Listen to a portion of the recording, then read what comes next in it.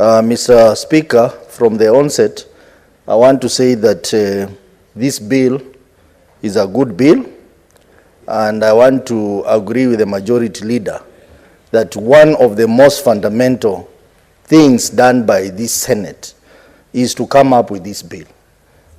Before that, Mr. Speaker, money used to be sent to the counties, additional allocations, without a proper legislative framework, and in most cases the Senate did not know that money had been sent to our counties.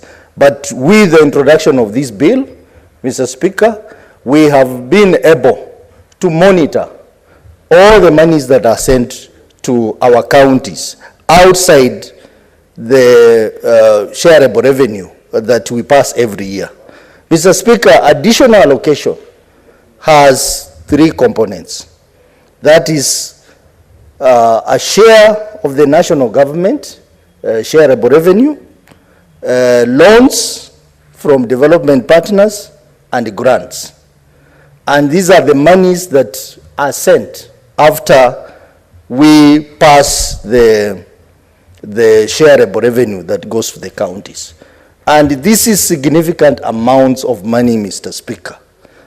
I want to recommend, Mr. Speaker, that after this very important step that this Senate has done, I think the next aspect is how do we oversight the usage of this money.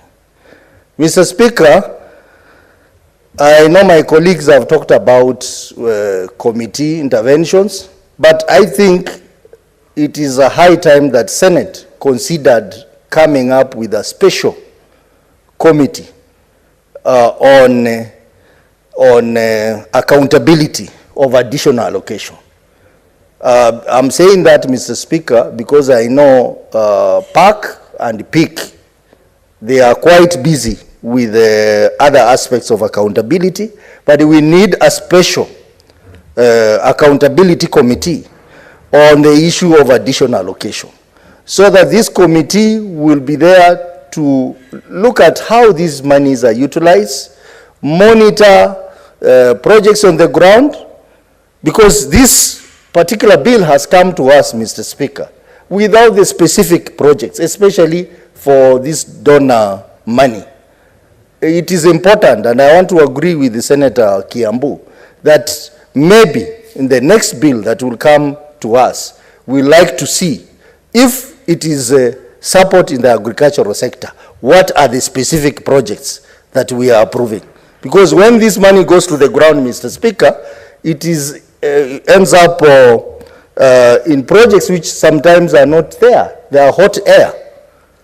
So it is important that we have a special accountability committee on additional allocation, so that we enhance our oversight and ensure that all the funds that are sent to our counties outside the shareable revenue are equally monitored and properly oversighted. Mr. Speaker, I have gone through the bill. I have some reservation. I know that we are putting in money towards aggregated industrial park.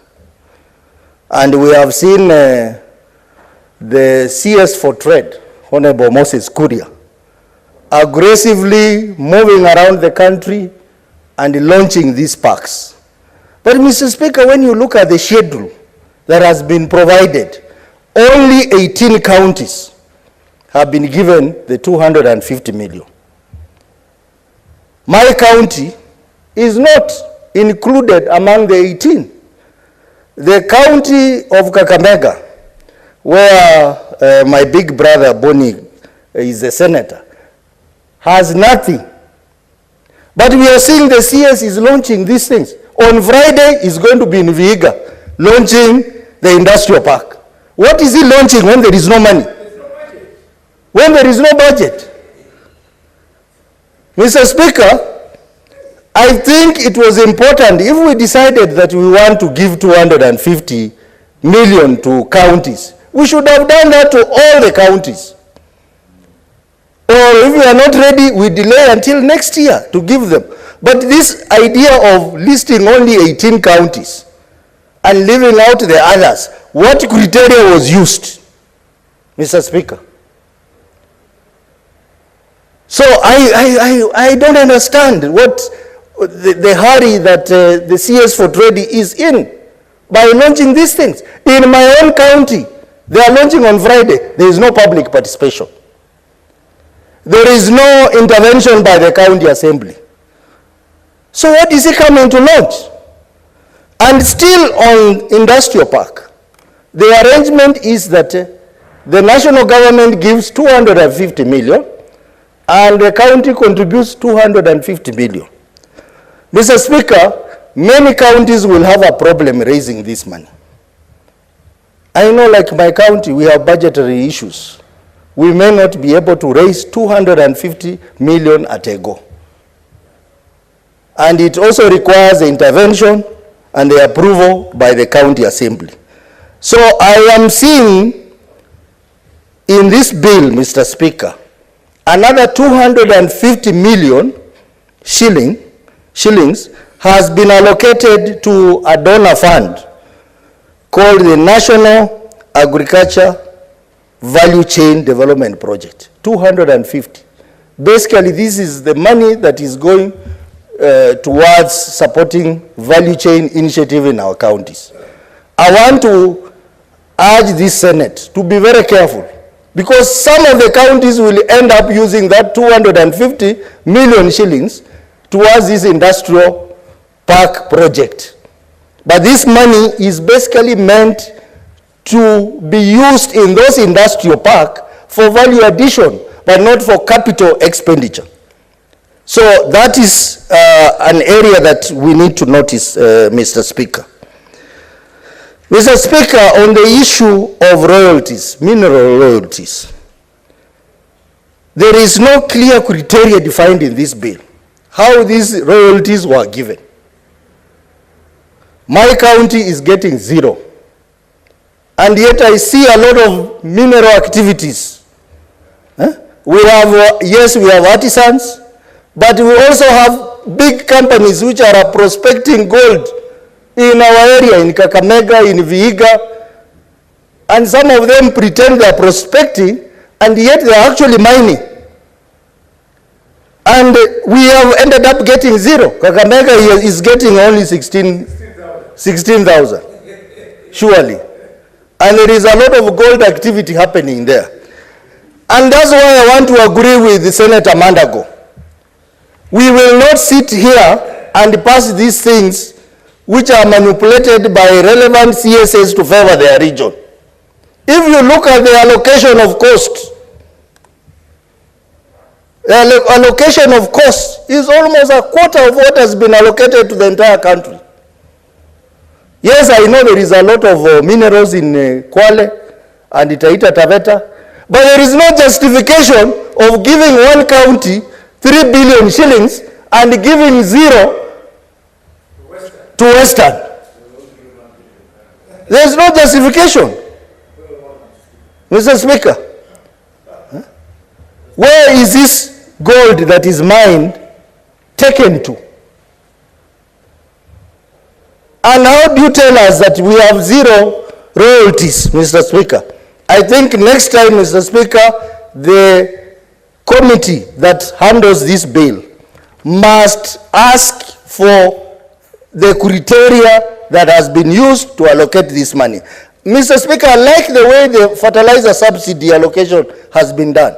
There is a criteria how they are allocating. We want the same to be applied to mineral royalties, and not just telling us that here is a schedule.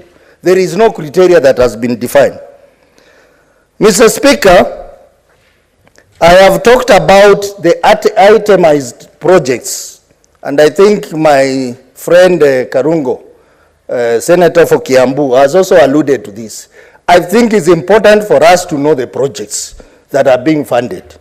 We have this project called Narij. That is a cash cow. And every year we are giving money into that project. You go on the ground, there are no projects. And the members in this house, including myself, we have raised statements on this issue of marriage. And I think it's important for this Senate to have a proper inquiry on how these funds are utilized on the ground. Because some groups are fake. They even collude with county officials. They collude with the banks and draw money from these projects, and there is nothing on the ground, Mr. Speaker. Mr. Speaker, Senator of Kiambu has talked about timely disbursement of funds. I want to agree that this regime has been able to ensure that the money has been sent to our counties before the conclusion of the year. But, Mr. Speaker, practically, that money does not reach the counties in time because of the bureaucracies at the Office of the Controller of Budget, at the Treasury, IFMIS. So you find that 2 months later, counties are still chasing that money. So I want to agree with the majority leader that I think it's a high time that this House had a serious engagement with the Controller of Budget, because a lot of things are happening at that office. Senator Osotsi, it is 1 o'clock. You will have an additional 8 minutes to continue the contribution when you resume in the afternoon. And Honorable Senators, it's now 1 p.m., time to adjourn the Senate. This House, therefore, stands adjourned until today, Wednesday, 4th October 2023 at 2:30 p.m.